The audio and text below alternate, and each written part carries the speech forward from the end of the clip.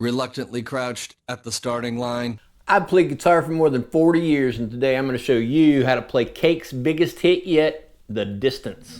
Pumping and thumping in time, the green light flashes, the flags go up, churning and burning, they yearn for the cup. They dig and muscle burning fast on an empty tank. When all is spent out, they will be arms, their bodies into moon and secretly start. As they see the village, the flags go down, the flags go down, and they get out of town. The land is empty, except for one man still driving, that's driving as fast as he can. The sky's gone down, and then there goes somebody left with the cup, but he's flying in his crowd, and he turns, and nothing's on the phone, still burns. He's going the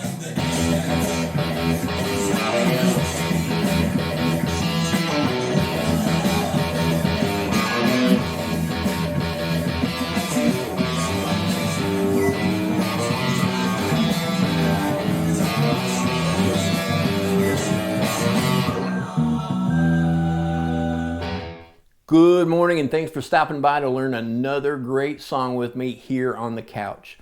Boy, do we have a good one for you today.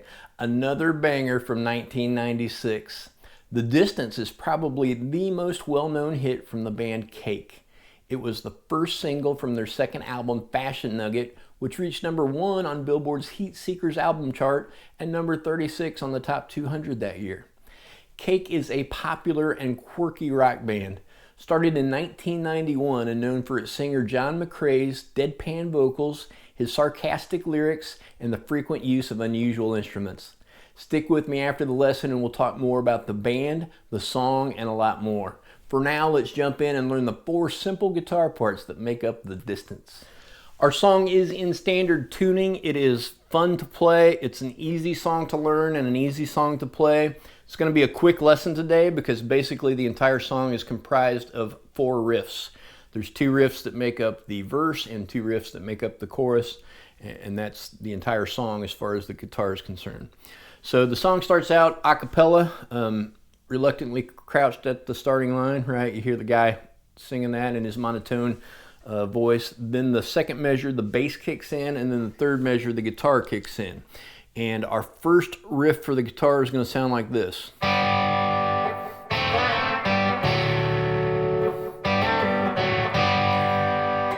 And we're just going to keep doing those 2 parts over and over again.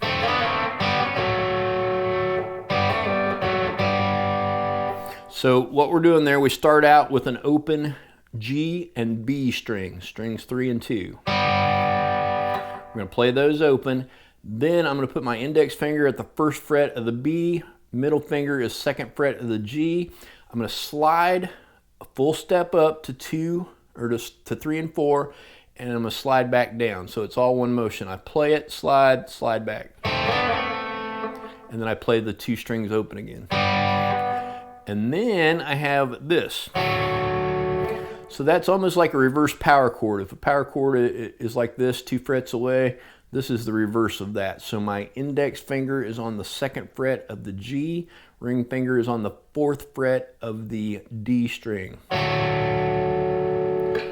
So again, from the start, we've got the 2 open strings, the G and the B. Then we've got the slide from this position, open again, upside down power chord. Next we have this. So that, I'm playing the 2 strings open again, and then I'm going to hammer on to the 1st fret of the B and the 2nd fret of the G. I'm going to hammer on and pull off. So instead of sliding up and back, I'm hammering on and pulling off. And then I go back to the upside down power chord, and then open again. The open B and G, which starts the next part of the chord, or the next part of the riff.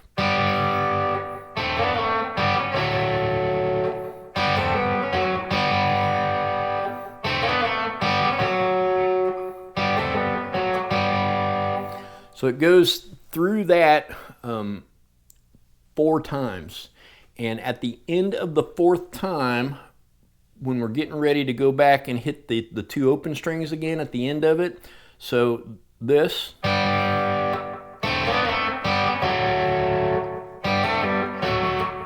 Right here I would hit the two opens, right? The G and the B. Instead of hitting them open, I'm going to hit them at the 12th fret. Same notes, 1 octave higher. And that's going to lead us right into the next riff. This is the second part of the verse. It goes like this.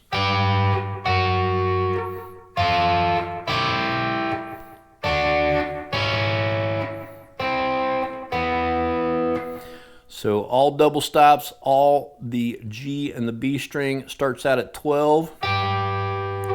Move it down to 11, 10,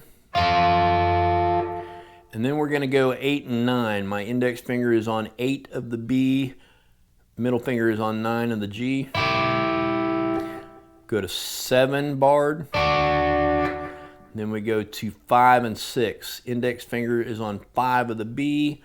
Middle finger is on 6 of the G. And then bar 5. And then we end with middle finger on 5 of the B and index finger on 4 of the G.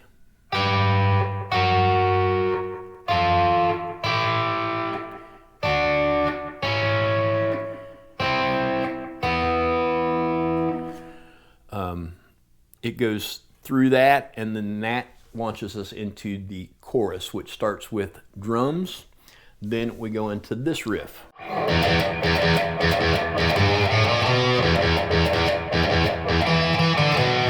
So there's just real quick legato. So I'm playing the note, but I'm immediately stopping it. So those are all on the low E string, the 6th string.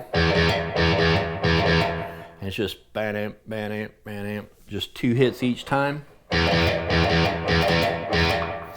4th time, after you hit the first one, your second one is going to be a bend on 3 of the E.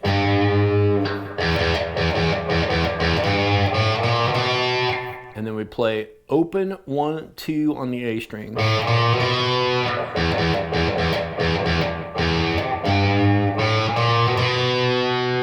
The second part is this.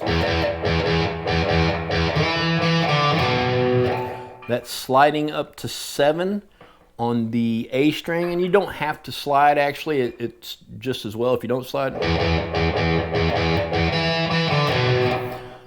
But we're going to play 7 twice on the A, once at 5, and then we're going to go to 7 on the E string.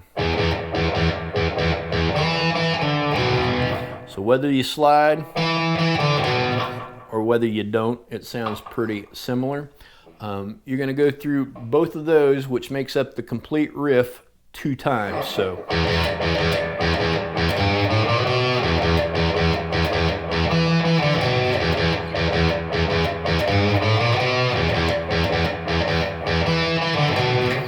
Then that starts us, we're still in the chorus, but it starts us into the next riff.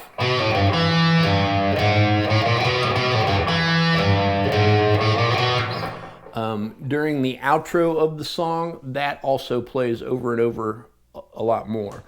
Right now, in this part of the song, at the end of the first chorus, you're only going to play that 3 times.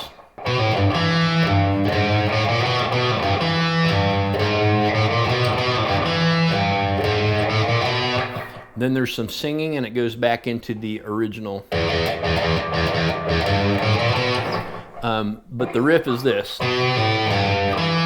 That's a pull off on 2 of the A string. We're going to bend it down a little bit and pull off to open. And then 3 on the E. And then we hit 2 on the D. Then we have on the E string, we have 3 and 4, kind of slowly. A little bit of a rhythm to that. And then open 1, 2 on the A string.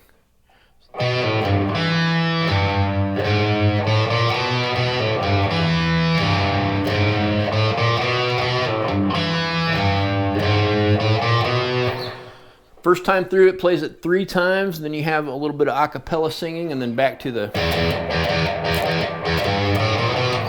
You're going to play completely through that part, play play through it 2 times, that full riff 2 times.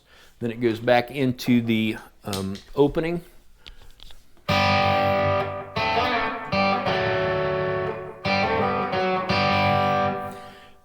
Go through that again 4 times, and then the second part of the verse. Then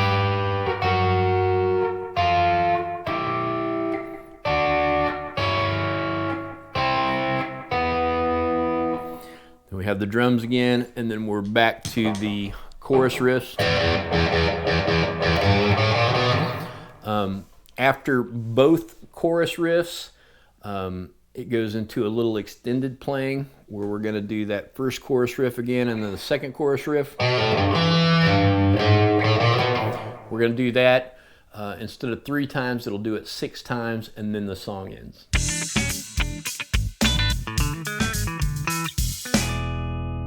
Cake has carved out a wonderful niche for themselves by mixing rock music with elements of mariachi, funk, hip-hop, and even country. They have a large, devoted following and still sell out venues nationwide. Band founder and lead singer John McCrae said in interviews that when the band first started, he didn't want his music to sound like other bands at the time with huge-sounding, well-polished production. He intentionally wanted his music to sound small, and the band has been self-produced throughout their entire career of more than 35 years. Recent interviews have revealed that the band's 7th studio album is soon to be released. When questioned about The Distance specifically, McCrae says the song is about success and the failure of success. I believe that to be a wise observation. More often than not, society norms equate happiness and joy with the worldly idea of success, but the truth is that this kind of success does not equal happiness or satisfaction. When we use a person's position, rank, social status, income, or the material goods they own to measure success, our lives become a vicious cycle of wanting and chasing. We believe the next promotion, or vacation, or car, or guitar, or whatever will be the thing that brings us true heartfelt joy, and we always find ourselves disappointed and chasing some other new thing. Do you want to know what does provide happiness, joy, contentment, peace, and satisfaction? From my own personal experience, I can tell you that it's a real and personal relationship with Jesus Christ. And the closer you get, the better it is. As always, I would encourage you to pick Jesus. I'd encourage you to seek Him out with all of your heart. I promise He's not far from you, and more importantly, He promises that as well. If you like what I'm doing here, I'll ask that you give me a thumbs up below and subscribe to the channel. There are affiliate links in the description if you need a new set of strings or if you'd like more information on the gear I use. There's also a Buy Me a Coffee link, and if you found these videos to be beneficial and you'd like to buy me a coffee, you can do that there with no account needed. I do very sincerely appreciate your support, and I hope to see you back again soon, right here on the couch.